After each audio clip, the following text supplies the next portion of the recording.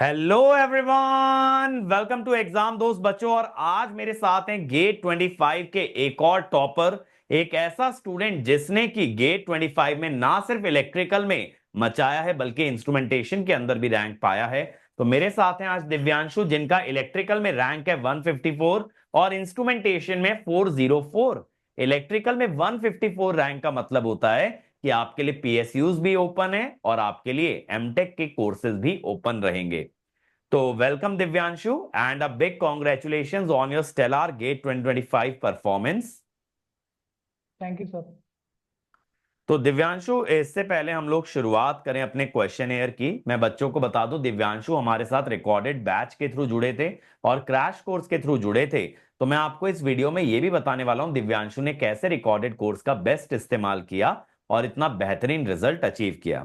तो दिव्यांशु, सबसे पहले तो यार, जब आपने तैयारी स्टार्ट की थी तो या फिर आप यस सर। एग्जाम दे के निकले, इस दौरान कभी भी आपको लगा कि आप इतना बेहतरीन रैंक लेके आने वाले हैं? श्योर था या आपके लिए भी सरप्राइजिंग था नहीं कि यार बहुत ही बढ़िया रिजल्ट आ गया? सर, सरप्राइज थे क्योंकि पेपर इजी था। तो सर हमको लगा था कि सर मेरा रैंक 1000 या 2000 तक जाएगा मेरा क्योंकि मैक्सिमम लोग के लिए इजी था। और जिस हिसाब से सर लाइव रिकॉर्डिंग आपका देख रहे थे जब आप पेपर सॉल्व करा रहे थे, सर मेमोरी बेस्ड क्वेश्चन जब आप करा रहे थे, तो उसके बाद फिर सर आपने भी सर बोला कि रैंक थोड़ा ऊपर जाएगा सर। और आपने जब कट ऑफ बताया कि 30 के ऊपर जाएगा तो सर मुझे लगा कि मेरा रैंक सर 2000 के ऊपर जा सकता है सर। पर सर हमको नहीं पता था कि मेरा रैंक 154 आ जाएगा। तो दिव्यांशु, जब आपने अपना रिजल्ट देखा पहली बार तो आपका, आपके फैमिली का कैसा रिएक्शन था? सर हम तो शॉक हो गए थे सर कि 154। सर तो हम अभी तक एक्सपेक्ट ही नहीं कर रहे थे। सेलिब्रेशन सेलिब्रेट किए अपने रिजल्ट को अपनी फैमिली फ्रेंड्स के साथ, या अभी सेलिब्रेशन पेंडिंग है? नहीं सर, कर दिया। तो दिव्यांशु, सबसे पहले तो मुझे ये बताओ यार, थोड़ा सा अपने बैकग्राउंड के बारे में, कहाँ से आप आते हो और इस पॉइंट तक की जर्नी, अपने स्कूल से लेकर के इस पॉइंट तक की जर्नी ठीक है कैसे रही? कहाँ से गेट के बारे में आपको आइडिया आया? कॉलेज आपने कहाँ से किया? स्कूलिंग आपने कहाँ से किया? ये सारी बातें। सर। मैंने सर कॉलेज सर AKGC किया है गाजियाबाद। 2022 में सर मैं पास आउट हूँ। और सर उसके बाद उस समय मैं गेट की थोड़ी बहुत तैयारी कर रहा था सर, लेकिन उतना इंटेंशनली होके नहीं कर रहा था। उस टाइम पे भी मैं थोड़ा बहुत था सर, लगा हुआ था। नोट्स देख लेता था या फिर कुछ कर लेता था, यूट्यूब से लेक्चर देख लेता था। उसके बाद सर उसके बाद सर जब वहाँ पे मेरा कैंपस प्लेसमेंट हुआ सर यूफ्लेक्स में कंपनी में, तो सर मैं वहाँ चला गया। लेकिन सर वो मुझे अच्छा ही लगा वो जॉब, तो मैंने सर उसको छोड़ दिया। उसके बाद सर मैंने घर पे आ गया और मैं अपने पिताजी की कंपनी में काम करने लगा। और सर उसके बाद फिर सर मतलब काम करते करते धीरे धीरे उसके बाद सर मैंने बहुत सारे डिफरेंट डिफरेंट अलग अलग एग्जाम दिए, जैसे कि नॉन टेक के एग्जाम देना शुरू कर दिया सर। सर पर उसमें हो नहीं रहा था मेरा क्योंकि कंपटीशन बहुत हाई था। सर मैं डीमोटिवेट होने लगा कि इसमें तो हो ही नहीं रहा है। उसके बाद सर मैंने एक और दो एग्जाम दिए सर, लेकिन उसमें हुआ नहीं। नॉन टेक के दिया था क्योंकि सर मुझे उतना मतलब उतना कॉन्फिडेंस नहीं था कि मैं दे पाऊँ। तो उसके बाद सर मैं धीरे धीरे सर 2023 में सर थोड़ा सा इशू हो गया मेरे फैमिली में। मेरी दादी की तबीयत थोड़ी सी वो होने लगी सर। उसके बाद सर मैं सर 2023 का गेट दिया, मैं क्वालिफाई नहीं किया सर उसमें। 2024 का भी गेट दिए, उसके बाद सर उसमें भी क्वालिफाई नहीं किया। लेकिन सर धीरे धीरे 2024 के एंड 2024 के फरवरी के बाद सर मैं आपसे जुड़ गया एग्जाम दोस्त से। जैसे एग्जाम खत्म हुआ था ओके। उसके बाद भी सर मैं एक महीने अभी भी डाउट में था कि मैं नॉन टेक दूं, क्योंकि ईयर गैप तो हो ही चुका था। तो सर उसमें भी मैं डाउट में था कि मैं नॉन टेक का एग्जाम दूं कि गेट पे फोकस करूं, क्योंकि गेट के बाद कुछ अभी मतलब कहा नहीं जा सकता गेट में क्या भी कुछ भी हो सकता है। लेकिन सर ये श्योर शॉट था कि मेरे जो कलीग था, मेरे जो फ्रेंड्स थे, उनका सर गेट में कुछ 1300 रैंक था। उनको आईआईटी कुछ आईआईटी अच्छे कॉलेजेस मिल गए थे। तो सर एक कॉन्फिडेंस अंदर से है कि जब मेरा दोस्त कर सकता है तो मैं क्यों नहीं। तो सर उसके बाद फिर बोला कि और गेट एक ऐसा एग्जाम है जो सर मुझे बाद में पता चला कि कुछ भी करो तो कुछ ना कुछ तो मिल ही जाएगा, या तो एमटेक मिल जाएगा नहीं तो पीएससी मिल जाएगा। सबसे बड़ा प्लस पॉइंट तो इस एग्जाम का यही है। बाकी सब एग्जाम के तरह नहीं है कि अगर बीए हुआ सिलेक्शन +1 +1 जीरो होता है वहाँ पे। यहाँ पे कुछ ना कुछ आदमी लेके जाएगा। तो सर ये एक बहुत बड़ा मोटिवेशन था मुझे फिर से गेट की तैयारी करने के लिए। और सर मैं आपके कोर्स को फरवरी मार्च, सर मार्च 2024 से मैंने आपके कोर्स को देखना चालू किया सर। मैंने ओके। आपके कोर्स से स्टडी करना चालू किया मार्च से सर। हाँ, मार्च से मैंने आपके कोर्सेज को मैंने देखा, स्टडी करना चालू किया उससे। उसमें सर रिकॉर्डेड लेक्चर में मैं सर पहले तो सबसे पहले थ्योरी खत्म कर दिया। थ्योरी सर जल्दी जल्दी आपका पीडीएफ पढ़ के मैं खत्म कर देता था, और आपके लेक्चर्स भी देखता था। लेकिन सर मेन इंपॉर्टेंट बात वो थी कि जो आप पीछे क्लास क्वेश्चंस कराते थे, वो मैं सर ध्यान से करता था। क्लास क्वेश्चंस और जो असाइनमेंट रहते थे, क्योंकि आपका कंटेंट तो पूरे यूट्यूब पे है, फ्री है। लेकिन वो जो मेन आपका कोर है आपके जो बैचेस का, वो है सॉल्व एग्जांपल्स और असाइनमेंट्स जो आप लास्ट में कराते थे। सर मैंने उसी को बस प्रैक्टिस किया था, बस उसको। और सर मैं कोई ना कोई मटेरियल लगाता था, कुछ नहीं। बस आपके सॉल्व एग्जांपल्स जो क्लास में आप कराते थे, और उसके बाद सर असाइनमेंट्स, बस। और सर मैं उतना डाउट वोट भी नहीं पूछता था, क्योंकि उसी से क्लियर हो जाता था मेरा। क्योंकि एक बार आप हफ्ते भर में असाइनमेंट आप जब कराते थे, तो हफ्ते भर में आप उसका सॉल्यूशन खुद ही आप लाइव आके बता देते थे। तो सर बस मैंने वही दोनों दो मेरे मटेरियल थे, बस खाली आपका सॉल्व एग्जांपल्स, उससे मैं सीख लेता था। उसके बाद फिर आपके जो असाइनमेंट्स हैं, क्योंकि सर आपके कंटेंट तो पूरे यूट्यूब पे फ्री अपलोडेड है। तो सर बस वही दो मैं लगातार प्रैक्टिस उस पर करता रहा सर। तो दिव्यांशु भाई, जैसे आपने बताया कि जॉब आपने छोड़ दिया, जॉब आपका कैंपस प्लेसमेंट से हुआ था, तो जॉब लगने यस से सर। पहले भी आपने गेट अटेम्प्ट किया था क्या कॉलेज के साथ, या फिर मतलब उसको एकदम नॉन नहीं, सीरियस वे में ही किया था? नहीं सर, कॉलेज के साथ हम फॉर्म भरे थे, लेकिन दिए नहीं थे। ओके। फॉर्म तो भरे थे, दिए। दिव्यांशु, जॉब के अंदर मतलब ऐसा क्या फैक्टर लगा कि एक प्राइवेट जॉब लगने के बाद आपने छोड़ दिया? मतलब इंटरेस्ट ना आने का कोई पर्टिकुलर रीजन रहा? सर सैलरी बहुत कम थी, और ऊपर से मैंने वहाँ के कलीग से बात किया कि प्रमोशन कब होता है, तो उन्होंने बताया कि 5 साल, 6 साल, 7 साल भी लग सकता है अच्छे अच्छे पोजीशन पहुंचने के, मतलब कि 40K तक पहुंचते पहुंचते। और सर उसमें ट्रेनिंग भी नहीं था, तो सर इसीलिए मैंने छोड़ दिया था। मतलब बेसिकली ग्रोथ ट्रेजेक्टरी नजर नहीं आ रही थी, फ्यूचर उसमें नजर नहीं आ रहा था। फिर आपने बताया कि यस आप सर। जॉब छोड़ करके अपने पापा के साथ जुड़ गए, तो आपके फादर किस फील्ड में काम करते हैं और किस तरह का काम आप कर रहे थे? सर मेरे फादर इलेक्ट्रिकल कॉन्ट्रैक्टर है।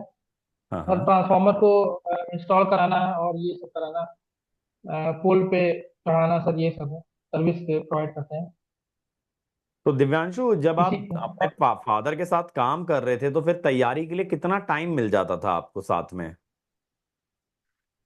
सर टाइम मिल जाता था।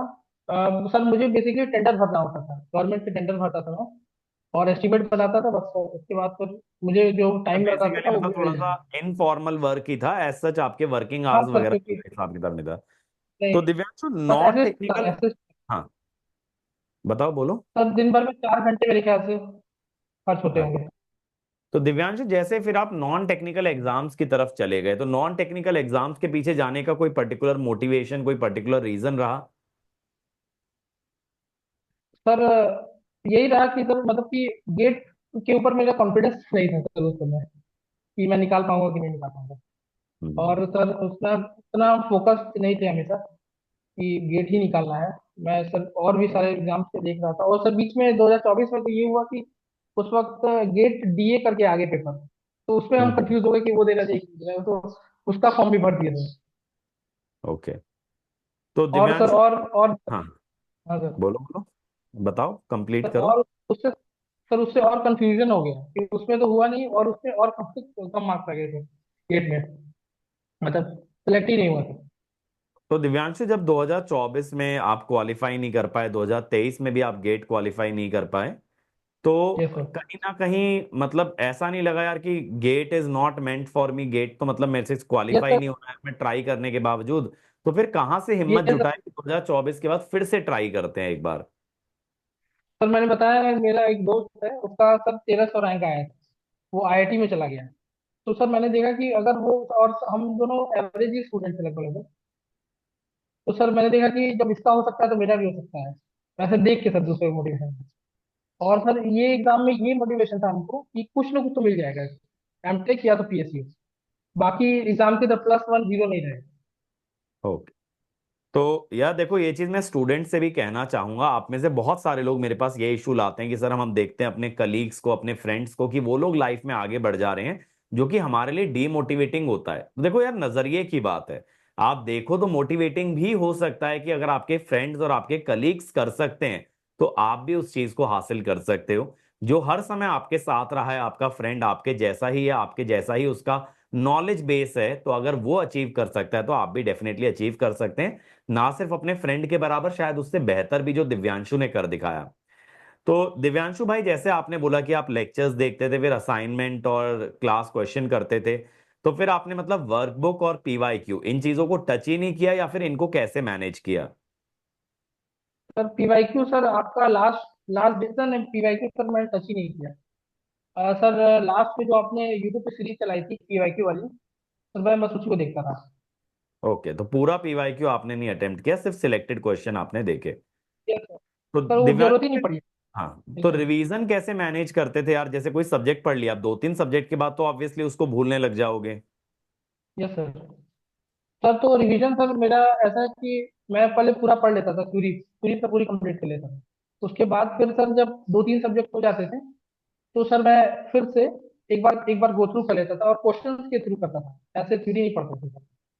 और वही ओके। जो सॉल्व एग्जांपल्स आप देख लेते थे और असाइनमेंट से क्वेश्चन देख लेते थे। और सॉल्व एग्जांपल असाइनमेंट सर मैंने आपके बार बार लगाया। ओके। और अगर सर मैं सॉल्व एग्जांपल्स और असाइनमेंट और कब कंप्लीट कर लेता आपके, मतलब कुछ कुछ जैसे पावर इलेक्ट्रॉनिक्स का इन्वर्टर सेक्शन मैंने नहीं किया, नहीं कर पाया। और भी दो तीन सेक्शन सर मैं आपके नहीं कर पाया, अगर वो कर लेता तो शायद सर मैं 61 मार्क्स से मेरा मान लीजिए, तो शायद मेरे 70 भी आ सकते हैं। क्योंकि दिव्यांशु, सर जैसे जनरली रिकॉर्डेड कोर्स के साथ एक प्रॉब्लम रहता है कि बच्चा आइसोलेटेड फील करता है कहीं ना कहीं, यस और फिर वो तो लगता है यार हुआ। कल भी तो कर ही सकते हैं, मतलब आज क्या पढ़ना, कल पढ़ लेंगे। तो ऐसा प्रोकास्टिनेशन का हैबिट आ जाता है। तो डेली अपना रूटीन कैसे मेंटेन करते थे, कैसे मोटिवेशन लाते थे? सर वही सर, इसका मेरा ड्रीम था कि सर मैं कहीं एमटेक में आईटी में चला जाऊँ सर, या फिर पीएससी में सेलेक्ट हो जाऊंगा। तो अपने गोल पे फोकस रखा था और फिर सर उसी की तैयारी करते रहा। लेकिन ये और मेरे फैमिली मेम्बर्स ने भी सपोर्ट किया मेरा।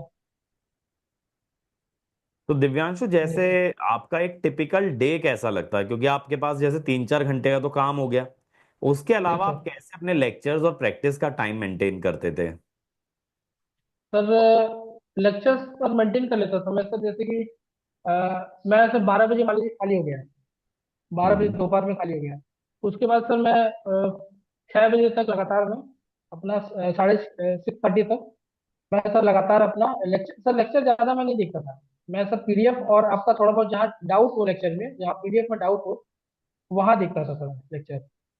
उतना सर मैं लेक्चर में नहीं देखा। मैं सर आपके सॉल्व एग्जांपल्स आप जब कराते थे तो वहाँ तक स्लाइड कर देता था और वहां से देखते थे सर।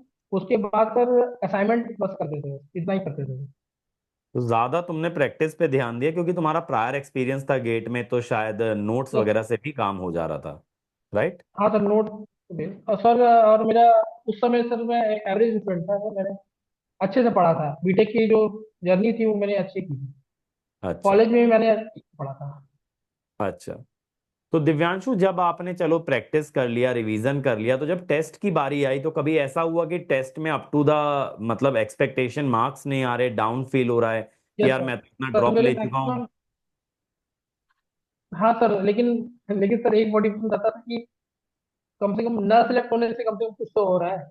ये मोटिवेशन हमेशा रहता था कि पहले तो सर मेरा गेट में ही मार्क्स मान लीजिए 17 या 18 ऐसे कुछ आता था।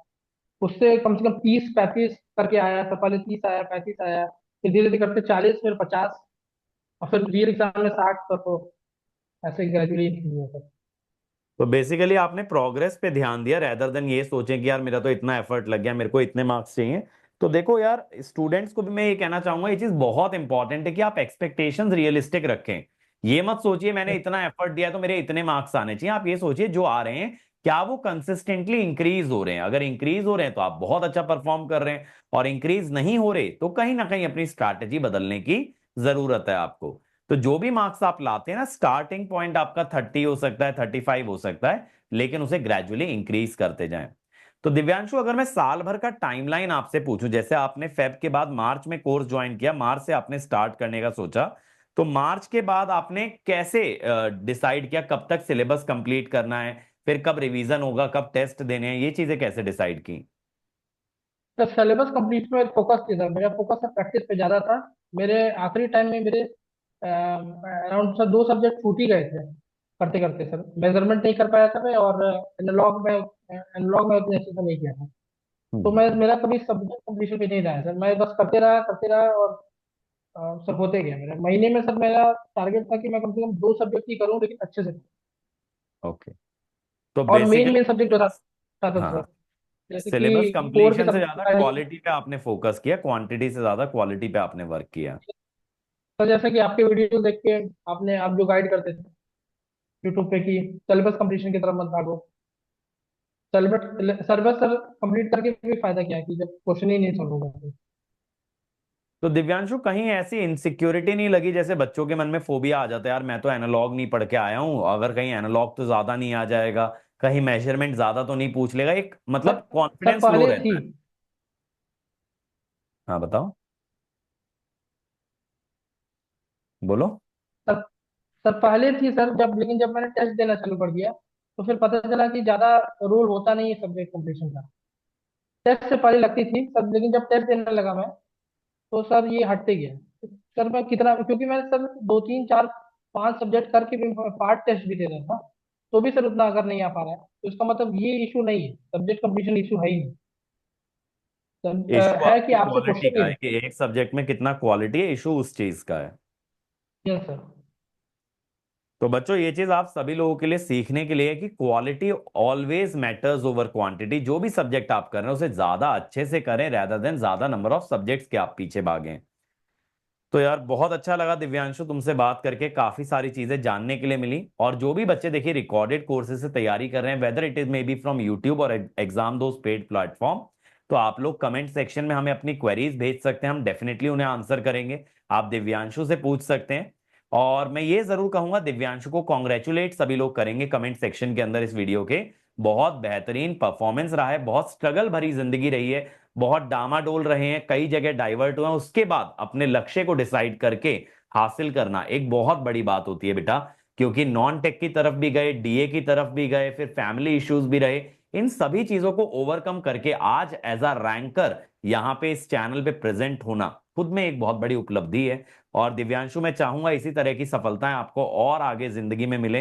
जो भी एग्जाम आप टारगेट करें, whether it may be engineering services, it may be a non technical exam, it may be civil services, या अपनी जॉब के अंदर ही प्रमोशन, हर जगह आपको सफलता ही हासिल हो और आप बेहतर से बेहतर इंजीनियर बने, बेहतर से बेहतर परफॉर्मर बने। तो कॉन्ग्रेचुलेशंस। थैंक यू आपको भी सर, थैंक यू सर, आपकी वजह से ही हो पाया सर।